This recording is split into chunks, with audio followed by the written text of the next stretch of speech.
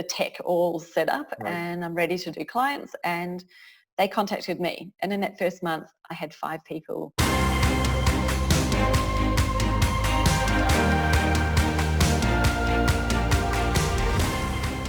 Welcome back to For Entrepreneurs by Entrepreneurs. I am Eric Verdi, episode 15, and with us this week is Jessica Osborn. She is joining us from tomorrow. She's actually across the world in Australia, so she is in the future joining us on this interview. I'm super excited to find out what's going to happen today in my world because she's already experienced it. No, seriously, Jessica is a business coach, consultant, helps small businesses, entrepreneurs, marketing, branding. So Jessica, thanks for joining us today. Thank you. Thanks for having me. And it's been a beautiful day, so you're in for a good one, I'm sure. I can't wait. I'm excited.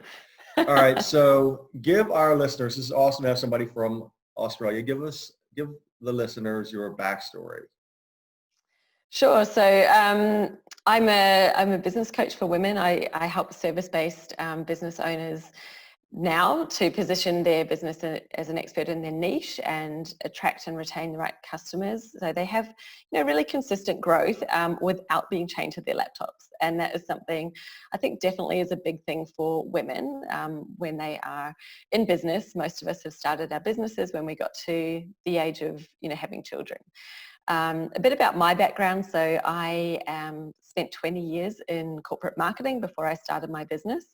So obviously I got to that age myself where I had children, and that was part of the catalyst of me jumping into running a business. But I think I'd always wanted to run my own business since I was a child. I was one of those people that was always thinking up business ideas, and my husband and I spent many road trips coming up with ideas for businesses. And I think as you get further on in your career, it becomes harder and harder to find that right idea that feels like you're going to be able to replace where you've got to already, that level of success that you've already had. You don't really want to start right down at ground zero again. You want to, start something, but to be able to accelerate it really quickly. And yeah, I think that's probably why I held back for so long. Like I was really committed to my career, and I got right to the top. I was head of marketing for an IT firm, in the top 100 firms in Australia. And I loved my job, but I think I always felt that there was something else that I really wanted. Like I got to the top, but it wasn't what I wanted. Like I knew that there was more out there for me. And yeah, the rest is history. I guess I go into a little bit more of my story, but I started this business when I went on maternity leave with my second child. So I'd already had one, gone back to the corporate world, really was finding it grating and not fitting into my vision of my life and what I wanted the future to be. So I actually was in hospital after the birth of my second child. I pushed the button on starting this business. I was like, right, I've got 9 months to make it happen. I'm going to go for it, and hopefully I will get to a point where I don't have to go back to work. So yeah, I did. I got there in the 9 months. I had a profitable business that I was running here, but I still went back, and that was a weird thing. I think that was a security blanket. It was weird to think of giving away that whole career and that position and everything. So I went back, but I really found that time that was not the right place to be at all. They actually offered me a demotion. I think that was part of the universe working in its way to tell me this is now jump with both feet into the business. And so I did. I just made that choice. That was it. And I haven't looked back. So that's how I got to where I am today. That's awesome. So that was about 3 years ago? Yeah, 2017. Yeah. Okay. So when you take your journey from the corporate world to entrepreneurship, I've found that many entrepreneurs, it's either it's a complete stop, like they get fired and they've got to start over. They don't have personal fulfillment, or they have burnout from their corporate world. It sounds like yours was maybe a little combination of a few of those. Is that correct? Yeah, it was. And I think it worked out really favorably for me because I already had the desire to do it. I knew maternity leave was coming up, so I sort of had that opportunity of having some paid time off work, still having the job there that I could go back to, and I had that opportunity to really give it a go. So I think the pieces just fell into place for me, and I did get it to the point of, I had clients and it was profitable, not of course replacing my salary that I'd been on, given that I, was a senior executive at the time, but it was enough to show me that this was actually a real thing and it was possible. So when I went back and was faced with the option of either wiping, 8 years off my career and taking a step back, or jumping with both feet into the business, it was a no-brainer for me. Like, it wasn't even a choice. I couldn't, deal with going backwards. And so I went forwards on a different path. Awesome. So tell me, this interests me a lot. I want to know about your first three customers, three clients. Like, how did you get them? Like, were they trial basis? Were they beta? Like, did you just go out and charging them? And then how did they find you? How did you find them? Yeah, so coming from a marketing background, I guess that's what I knew. So as soon as I decided or realized that this is, coaching people on marketing and in business was really my calling, and I knew that as soon as I left work, and I was just thinking, I was writing blogs in my head while I was in the shower. I just couldn't stop thinking about marketing. So I had that moment of going, this is actually what I'm meant to do. I need to help other people with it, and that gives me that impact, that passion. I could just see that was my value, and having been already doing that for other companies I worked for, it sort of was an easy fit for me. So I started by building a reputation, I suppose, through content and my own brand. So I started social media accounts, I started blogging, and I just started, I guess, showing up in some Facebook groups and, commenting and helping a few people out here and there. And I built a bit of a following, I suppose, a tiny one. I'd say tiny, but I created a few lead magnets that were useful. And because I was reaching out in those groups where people were also in a similar stage to me, they might be a little bit further ahead with their business journey, but they might not have had the marketing knowledge or expertise that I had. So they saw me as an expert pretty much straight away, which was fantastic. And the weird thing was that I never actually promoted that I was starting to take on clients. I think it got to August and I thought, okay, I think I'm ready now. Like, I've done the setup, I've got things ready, I can actually take payments, I've got the tech all set up, right, and I'm ready to do clients. And they contacted me. And in that first month, I had 5 people actually just come through, like, make contact with me via email or in a Facebook group. I set up a call, and next thing you know, I've got 5 clients. So I don't know how that worked. I think it was, well, I'll say it's the marketing. It's definitely, putting it out there. They knew, they'd been following me, and they trusted me, and they knew that I could help them. So I think that is a great foundation, an incredible way to build a following to a business. 3, affinity, like-mindedness of who your clients, potential clients that you're going after, is to lead with content. And I think there's multiple ways to do it. You might not know this, but I just actually finished, and you're going to get a copy of this, a book, Secret of the 3 C's, which is consistent, compelling content. So each of us, when you're growing a business, there's a couple of ways to do it. You can either do it by going out and searching for the sale, right? Chasing, prospecting, lead gen. We all kind of do it on a level. Or you can put out content, become an expert, become somebody that people rely on, trust, like what they have to say. And then the sale just comes naturally. Like, hey, yeah, Jessica, can you help me? I see that you're doing this. You seem to be very knowledgeable. I love reading. I love seeing your blogs. I love seeing your videos.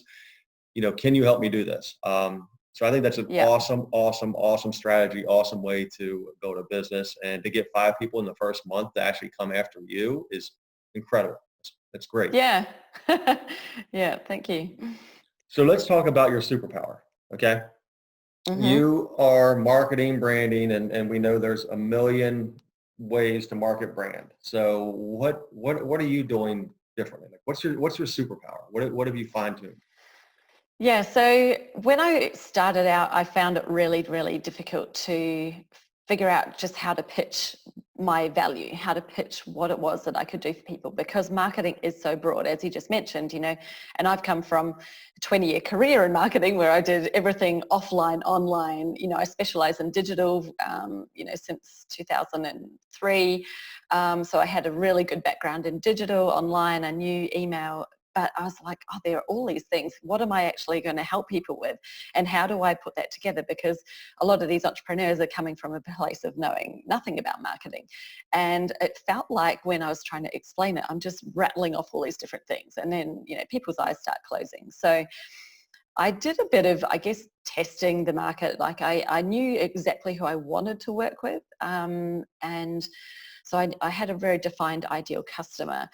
What I was helping them with was it still wasn't as defined. And I think that that's where I ended up in a place where although I was getting clients, I started to think, well, are some of these my ideal clients or not?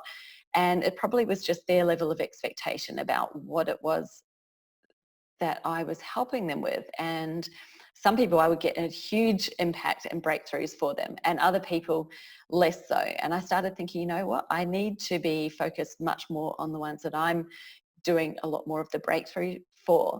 And it wasn't about what I could do or what I know, but it was really just making sure that they knew my best value and that I was attracting the people in who I could help make the bigger changes in their business and not just little tweaks, because I could help them with across the whole spectrum of marketing. But the stuff that I was really good at was in the core strategy. And a lot of my content at the beginning and still is now is, it doesn't matter if you go and learn everything you want to learn about Facebook advertising. If your strategy isn't in place in the core of your business, like your marketing strategy isn't there, it's not going to work. Like it doesn't matter if you hire a great agency, it won't work because you're not in alignment. And so what my superpower actually is, and the things that I've really helped other people with, as well as through discovering it with my own business, was really defining a specific market niche. So getting very, very clear on your specialization, which is not everything you can do. It is what you are really, really good at, the value that you can offer people the most, and making that your headline, making that your statement that you're going out there with, you're leading with it, and people are getting to know that you are the person who's great at that one thing. So it makes it really easy for people to understand your value, understand what you do. It attracts those right people to you. And of course, the other part is knowing exactly your ideal customer, so who you want to do that for and who's going to be the best fit for your business, because not everybody who's got a propensity to buy or who's a prospect for that service is going to be your ideal customer. They may not fit with your values. They may not fit with the way that you're working.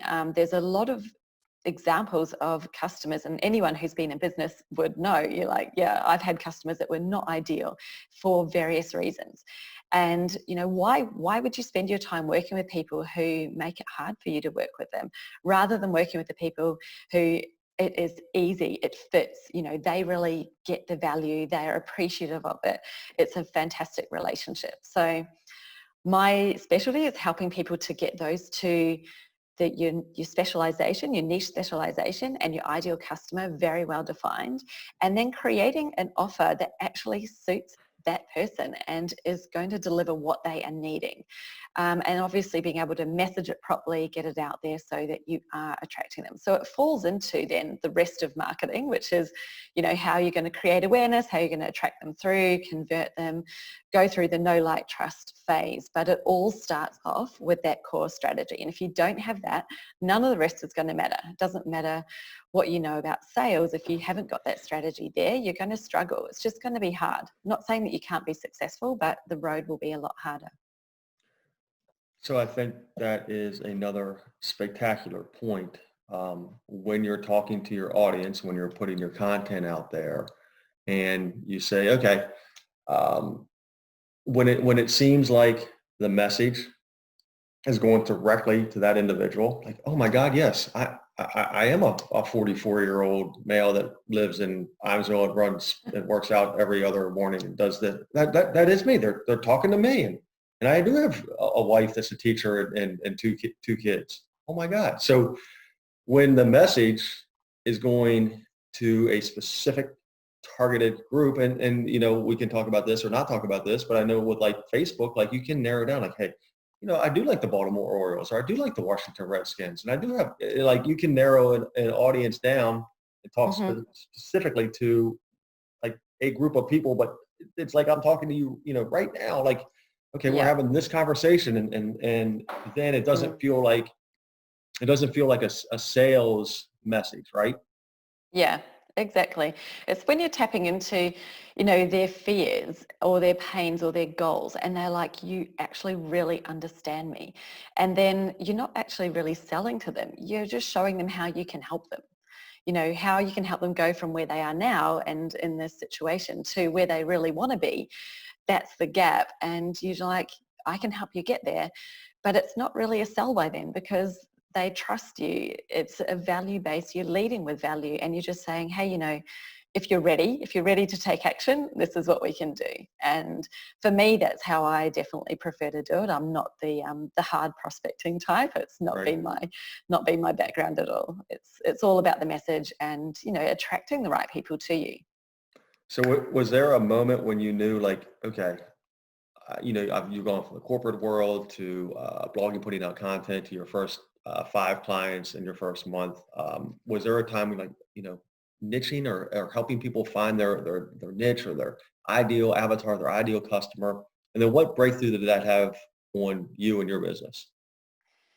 Yeah, it actually had a huge breakthrough once I realized that that was what I needed to focus down on a lot more in my messaging to attract the right people in. I didn't want people coming in wanting a solution that was much further down the funnel because they'd come in and I'd say, okay, but we need to start here. This is, you haven't got this sorted. And some of them would be fine with it and other ones would just be like, no, but I just really want to focus on these ads or something. I'm like, ugh, we can do that, but you're not going to get the change that you need. So it partly came through me working with clients and reflecting on what worked really, really well, what was getting the results, and then assessing that as why. That was actually the reason why we got those fantastic results. And some of them had even worked with me a lot on the strategy and a little bit on the funnel, but even just getting their strategy in place, it started happening for their business. Like I had a client who went from they'd been in business a whole year. They hadn't been finding anybody. They'd been struggling. They'd had a few referrals through, but they were just, marketing was not working for them. They came to me as a last ditch effort to actually go, right, do we have a business that could work? And I was like, absolutely, let's start here at the strategy. And they let me guide them through it. So we started off, in that phase one, we really defined what it was that they did and then who they did it for. They unfortunately came up with 3 avatars, but we worked through that. I was like, okay, as long as we can make it clear for people and we can direct them in the right place to get the information that's right for them, you can have the 3, that's okay. But we got very specific on the 3 and created an offer specifically for each. So it wasn't one generic offer, there was specific offers for the ideal customers. Literally, as soon as they had that and they started doing a little bit of reaching out into their network, they had clients coming to them and were winning them. They knew what they were doing. Once they'd won the client, they could service them. And so it was amazing because I normally would take people through a bit of a 3-stage framework with my process that sort of starts off with the strategy, then goes into the more of the funnel, the implementation of actually how it works, and then into the sales and customer experience at the end, the journey. But they, a few clients, they didn't have the ability to work with me for as long, and these ones got so booked up they actually were like, this is great, it's all working. And it was just from getting their strategy aligned and in place and putting it out there to the world that it started working. So from my perspective with my business, absolutely it had a huge difference because I was attracting clients who understood my worth. I raised my prices. There was no argument about that. So I made more from the previous 3 months in 3 months than I had the previous whole year, like once I made that change. So I sort of, in 3 months I'd already made my whole previous year's revenue. And it was, it was just that difference. The confidence there was with me. I was able to go out confidently with the offer. I was able to charge a premium. I was really able to be that expert in that space rather than being a generalist marketer, which some people would still say is, it's a niche of business coaching. But, for me, marketing is business. If you don't have marketing, you don't have a business. You need clients or business doesn't exist. So for me, marketing is it is entwined throughout an entire business strategy, and you need to have it. So they're not separate things, I guess, in my view. Right. Can you bring that your screen up? So Jessica has a presentation screenshots of what she can go through with potential customers, clients. We able to share? Yes, I'm just getting the right screen. Sorry, I have a couple here. So let me add in here while she's bringing her screen up. It's important to know, and just like she mentioned, you can have a different message for different avatars for different markets. And when we're talking about avatars, we're talking about, marketers, branders want to know who that ideal customer is, down to they have red hair and they go to the salon on Tuesdays. Like who is that ideal customer for you? So that's what we're talking about when we're talking about knowing who that avatar for you.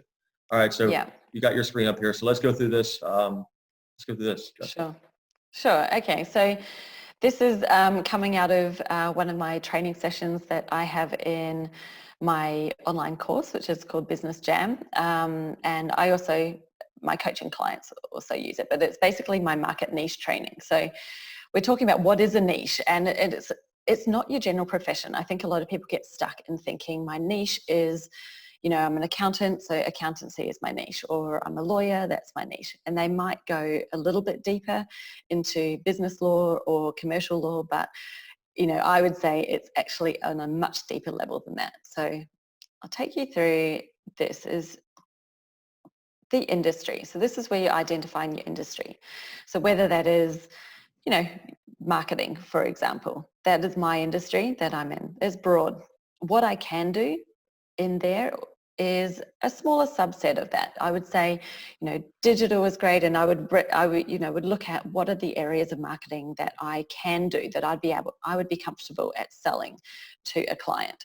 But still, that is not actually your niche.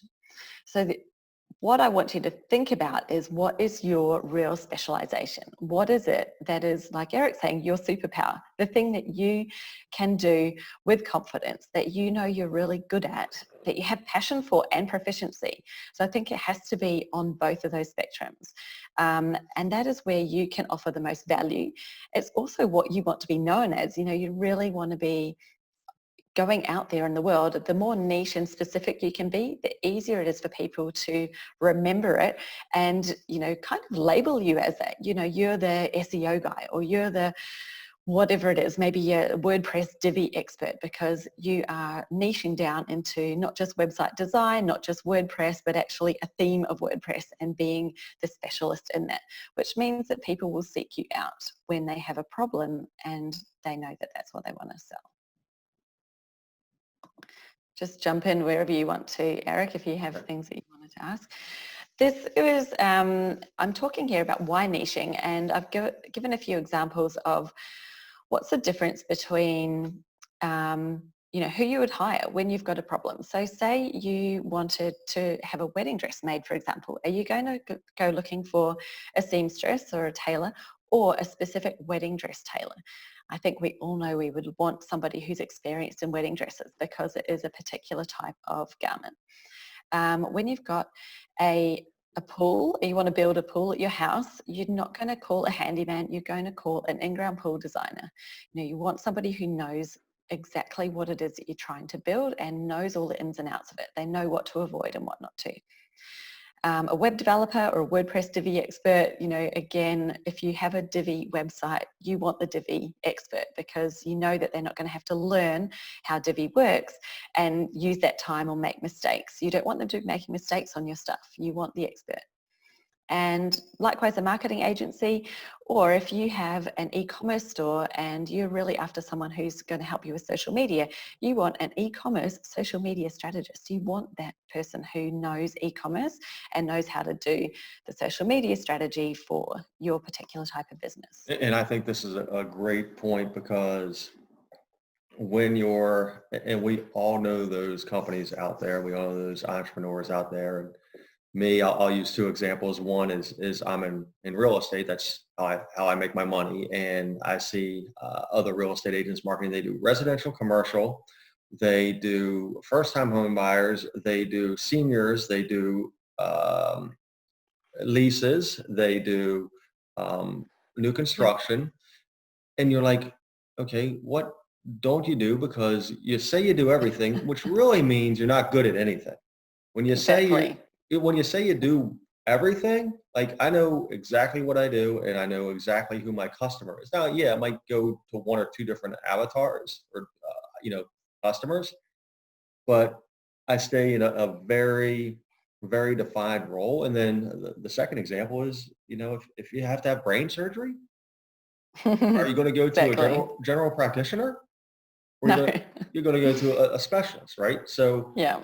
when you specialize, when you present yourself as a specialist, and that's really, we were talking about the pre-interview. That's why I started this podcast, is because I wanted to find specialists. I wanted to find those experts in those different areas of business, of entrepreneurship, and help everybody else when we come in. We want to be, for entrepreneurs by entrepreneurs, we want to be the resource for other entrepreneurs. Hey, where do I find this? Oh, let me go to For Entrepreneurs by Entrepreneurs and find Jessica, who can help me niche down my business and grow help coach me in getting new customers. So Yeah. that's my 2 cents there. So go ahead. Sorry to cut you off.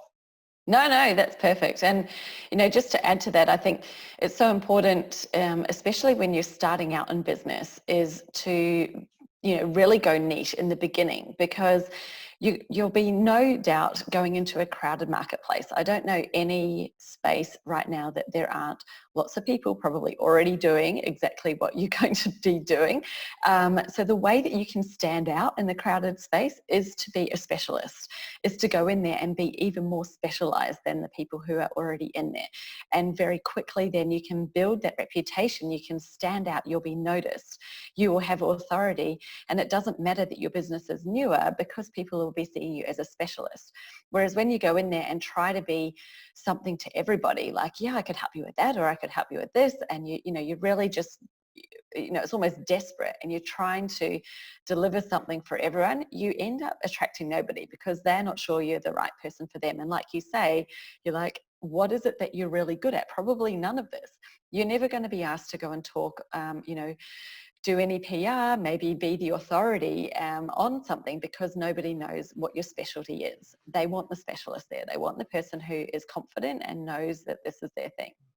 That's So, yeah. that's Sorry. exactly right. Especially when you're like in a service industry, and I know you deal with women entrepreneurs that are service. Like, what specific service are you offering? And then, I know personally for myself, I don't know a lot of what gets done within my world, but I do know people. All right, let's go ask John. Let's go ask Katrina. Or let's go ask, you know what? I'm sorry. Yeah. I really don't know that answer, but I've got this person that is super competent, is excellent in that area. So you're exactly right. Yeah. And I think, once you've built a business to a certain level with your specialism, you can look to expand it out and achieve that vision that you might have had in the beginning of what you wanted. But I always recommend to my clients, especially when they're in their launching or in their first couple of years, or even I've had some who, 11 years into business, I go to their website, I'm like, oh my God, you've got so much stuff on here. What is it that you actually want to do? Like, what is the thing that you are really good at? What do you want to be known as? And, I've helped them scale it back and actually just cut out all the dead wood and all of the stuff that's just kind of crowding their space. But it is, you need to be specific to get that growth platform. Once you've got the growth and it's working, then you can start to look at, well, do you want to scale up? Do you want to scale out? Do you want to add new services, or do you want to add new ways for people to work with you in your specialty area?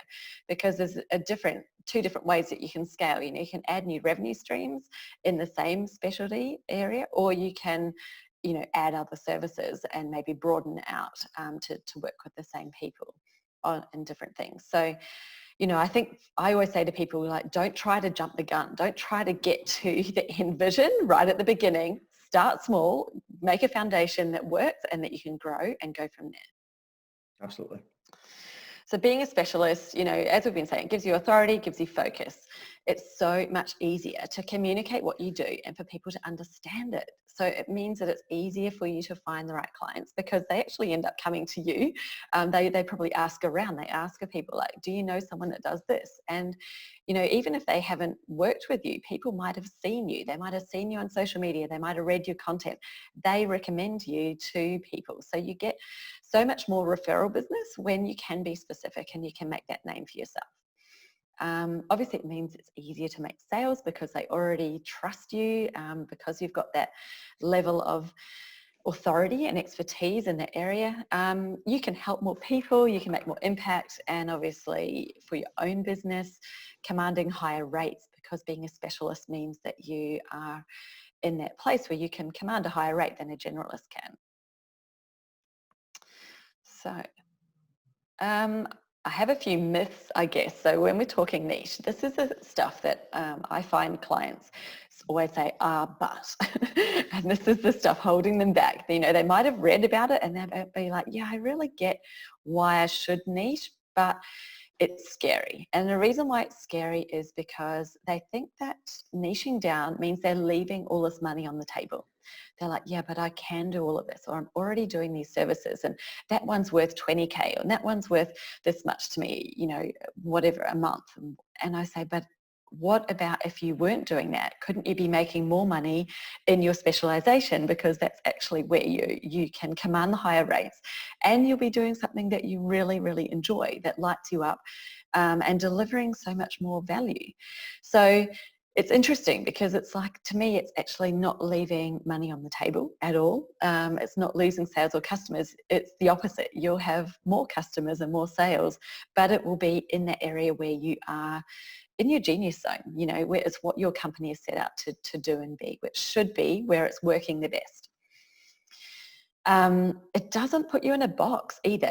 Like, I've seen so many examples of people who've started off as one specialty, and over time they've changed and they've become they've broadened their scope, and they've just changed their messaging. Nothing is set in stone. You have not etched that messaging into rock. If you decide to change your niche, or if you decide to broaden it or expand, you can do that. This is your business. You're the boss. There is absolutely nothing stopping you from doing that. So it's just, that sort of fear, I think, we should just be putting aside straight away and really stepping into that role of, I am the CEO of my own company. If I want to, I can do that. I can make a change. The other one was, I guess if you choose the wrong niche. So, people think, if I choose the wrong niche, my business will fail. And again, I think a failure never happens unless you decide that you stop. If you stop trying, if you stop learning and moving. If something's not working, you just keep on tweaking and finding that, where until it starts to work. You find that path. But doing the strategy work in the beginning, I think you have much less chance of going down a completely wrong track. I actually had a business that I started in 2010 as a bit of a side hustle, my first online business. And that was one of the major mistakes that I made, was that I chose something that I had zero passion for. I was not proficient in at all. I just saw that there was a market need and a really good profit to be made. So I thought, well, I know all my online marketing, I can do this. I started the business, and I did sell it 9 years later, and it had grown, but it never reached its potential because I did not really care about it. I didn't want to talk about that stuff day in, day out. I hardly ever told anyone about it. I never networked. There were so many things that it was wrong, but it didn't fail. I chose the wrong niche for me, absolutely, 100%. And I'll say that now, that was the biggest mistake I made, but it didn't mean that the business failed. You know, that is entirely up to you. If you keep it going, you can find the way forwards. And I will tell you, having interviewed, 200 people, 200 entrepreneurs, my other podcast, and then you're 15 on this one, so 215, 220 entrepreneurs, that I can tell it is uncanny when you talk to somebody, when you talk to an entrepreneur, business owner, if their passion is their service or product, like if that's what they breathe, if that's what they desire, like everything else kind of works itself out. Okay, so when you go into something, like you said, you went in because there were large margins and a nice profit to be made. You went in for the wrong reason. Like if it would have been Totally. yeah, if it would have been your passion and like something you talked about it, because entrepreneurship is hard. Like there are ups and downs, and to get through those down times, you've really there's got to be another why, because you're just not doing it for a paycheck. Yeah, absolutely. And that was why it never became, you know, my job. Like I Right. never was, because my passion was in marketing. So I was totally focused on my career, and I'd have like weeks at a time where I'd do absolutely nothing on the business at all. I literally would just be servicing customers that were coming in the door, doing no marketing, nothing. It was just crazy. And, you know, I just sort of kept it along there because I thought, you know, I was like, oh, I've already invested all this time and money into it. But then I took on a business manager when I started this business. I was like, right, I just don't even want to think about that one anymore because I don't like it. It's just a pain in the neck. And I took on someone to manage it for me. And even just that, like my revenue and profits, I think they like doubled or tripled in that year. It was just crazy. And that was at the point I was like, right, okay, now it's ready to sell. Like I've proven that it's good. It was Right. me. I was the problem. I was holding it back. And yeah, I just sold it. But it is 100%. I say to people all the time, like, don't just look at a business from the market opportunity. Don't go out looking for one. Like look inside you. What is it that you want to do? What do you want to talk about? What do you want to help people with? What is it? Because that is what is going to make it successful in the end. Yep, exactly. So what are we looking at here? So, okay. This is, I guess, my framework. So what I mentioned a little bit earlier, just going into a bit more detail on how this all fits together. So what it means. This framework is what I use with clients that takes them from, you know, when I'm working with them, they're kind of in the place of obscurity. They want to be the obvious choice. And so this is how it works. So right at the start, what they're having, they're often really confused about what they do, who their customer is. They've got really no idea. They're very generalist. They're unsure of themselves as well. And that means that they are presenting to the market in a lot of, I'd call it desperate. I know it's a really strong word, but it is desperation. Like they're going after clients. And because they're desperate to win any client, they're customizing their services. They're doing all of this customization. They're undercharging. They're doing everything that means that they're not in a place where they are commanding, it's not profitable, it's not sustainable, it's not efficient. Their methods are really scattered. So they'll be trying every kind of marketing. They'll be like off in social media, then they'll be trying events and they'll be feeling like nothing's working.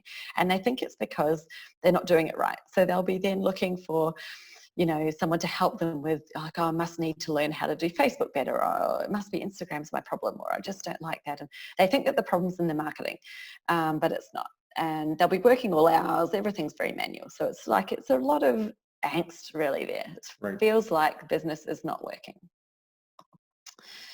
So the 3-phase framework that I coach them through, I've sort of come up with some titles here. So the identity part is the first part at the bottom. So this is where we're talking about the alignment. So this is your niche. This is your ideal customer. It's your offer that suits what it is that your ideal customer is looking for. It is your pricing and packaging, like how you're even presenting that offer to them, and of course your messaging and brand. So that all comes into identity.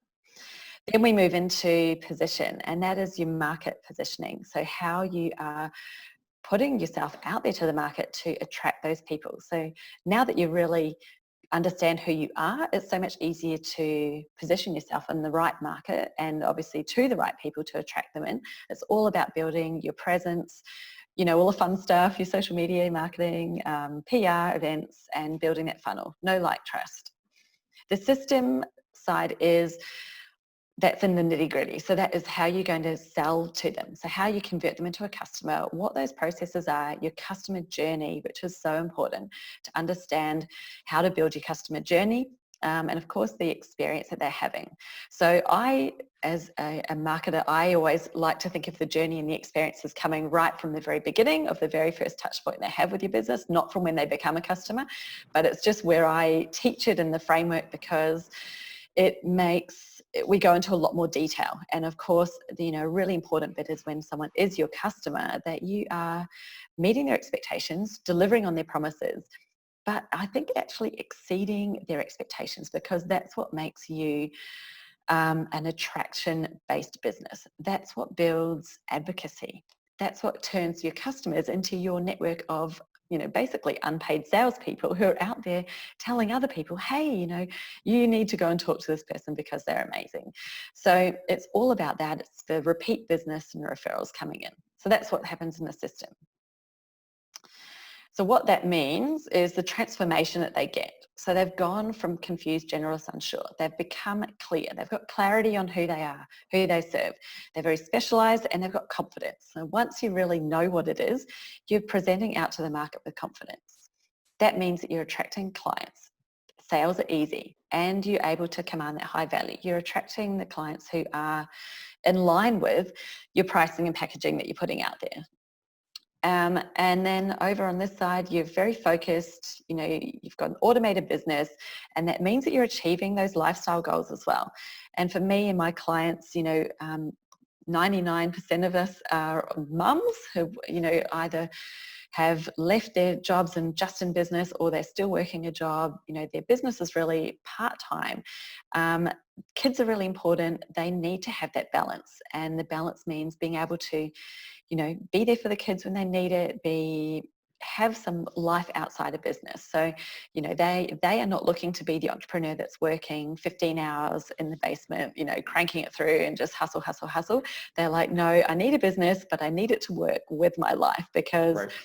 I've also got other commitments and responsibilities. And hey, we didn't go into business in the first place to have, be sitting in front of a laptop for 15 hours a day. Like, we're doing it so that we have freedom. Like, that was really the catalyst for going into business. Certainly for me, was I wanted freedom. I didn't want to be asking someone for permission to go on holiday. I didn't want to be, feeling guilty that I wasn't in the office because I had another, something I wanted to be at my kids' school or what have you. I wanted that freedom to live life on my terms, and that's what my clients want as well. That's it in a nutshell. So I've gone through that really quickly, but hopefully that all made sense. Awesome. No, it definitely did. So let's wrap this up. How are you obviously you're teaching this to your coaching clients. If like, what would be one actionable item? And I know we're going not very niche specific, but what would be one actionable item that you could give an idea for an entrepreneur or business owner today to take steps to move in that direction for finding their ideal customer? Yeah. So I think, with the two specializations, so you can, ideally you want to be specialized in your niche and your ideal client, but you can be successful if you're very specialized in one and maybe a little bit broader in the other. So, there are different businesses and different examples where, for example, if you teach people how to train dogs, that might be already quite specialized. So your ideal customer may not be as broad, whereas it might be the other way around where, maybe you build websites, WordPress websites, but then it's like, okay, get really, really niche on what sort of WordPress website you want to be building, who for, what's the kind of business. So more into the customer side so that you have a real specialized message that you can go out with. I think the niche piece, which I just took people through, like hopefully that's enough for you to realize, am I really specialized enough, or could I go a level deeper? Can I even nail down even closer into what my specialization is? And that doesn't mean that you're not going to deliver other things. It just means that's what you are, the message that you're putting out to the market of what you are, what your value is, what you're specialized at. The actionable item I would recommend most is probably deep diving into your ideal customer. That is, I have a free worksheet they can download off my website. It's got 35 questions, so it's not a short one, but it goes into a lot of detail. I think it is firstly figuring out who your ideal customer is, and that's not something that's in a customer avatar profile. You need to figure that out first. So if you already have a business, who are the clients who are the best ones to deal with, that you really enjoy working with, that pay on time, that you get the best results with, that you've got the best working relationship. I think you're going to know if you're already in business who those people are. So use them as a base to then create your customer avatar. And if you're brand new, I think it's thinking about, okay, what's going to work best for my business? And for example, when I started out, I had a brand new baby. I was going to be working this coaching business from home and online. So I thought, well, who is going to fit best with my business? And of course, other mums, because they're in the same place as me, they're going to be working from home, they've got kids around, they're going to understand the situation. It's probably going to suit them if I've got some strange times that I'm available. Like I could be available 8 p.m. and maybe in little bursts during the day, but I'm not going to be sitting there from 9 to 5 working because I've got a baby. It's just not practical. So I really thought about, how can I make it work? What do I want it to look like from my point of view, and therefore who's the best fit for me? Once you've done that, then profiling your ideal customer is by far the best thing that you can do. My worksheet goes into a lot more than, it's not so much about the demographics, because with a lot of service-based businesses, that doesn't matter so much. It's actually a lot more about their psyche and where they are on I call it the education spectrum. So I kind of created a bit of a framework of how much do they know about their problem and how much do they know about the solutions that are out there.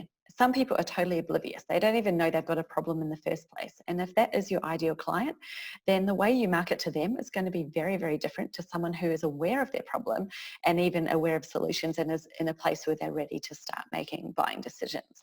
You've got to take the first lot on a whole journey of self-discovery before you're even starting to talk about what the solutions are for them. So they need to identify at first that they're the ones with a problem and that it can be solved. So it's really useful to get into that and understanding as well what their fears are, what are their pains, what are even some of their beliefs around what it is that you do. Because I find, there are people have preconceived beliefs or maybe experiences that they've had in the past that's made either a negative impression in their mind, or they might just not really know about it. So you might need to be addressing these beliefs or fears or pains in your marketing in order to get them to a place where they're ready to buy. So that is by far the most useful thing that you could do today, is to really get into it, understand what they are, and you're going to do your best job to make it specific. If you don't know, you do your best guess and you learn as you go. The more you learn about them from dealing with them, from building an audience and listening in Facebook groups, wherever they're hanging out, the more you learn about them, you can refine that profile down and you can add more detail to it and complexity to it over time.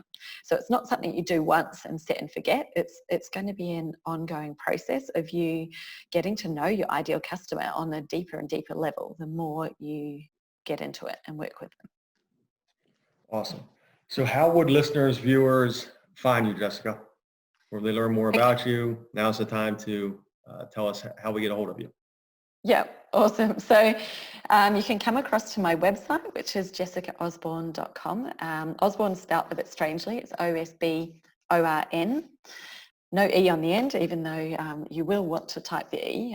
Everybody seems to put it in, even though I spell the name out for them. Or you can find me on Facebook, again, under my name, Jessica Osborn. I'm a business and marketing coach. If you type that into the search, I should come up. or I'm on Instagram at jessica.osborn. So hopefully all of those places. I am on LinkedIn too. You can find me on a few social platforms, but that should be good enough. Awesome. Jessica, thank you so much for joining us today. Thank you very much. Thanks for having me, Eric. It's been really fun. It was awesome. I appreciate you joining us from the future. So listeners, viewers, hope you enjoyed Jessica Osborn, episode 15 of For Entrepreneurs by Entrepreneurs, and we are out.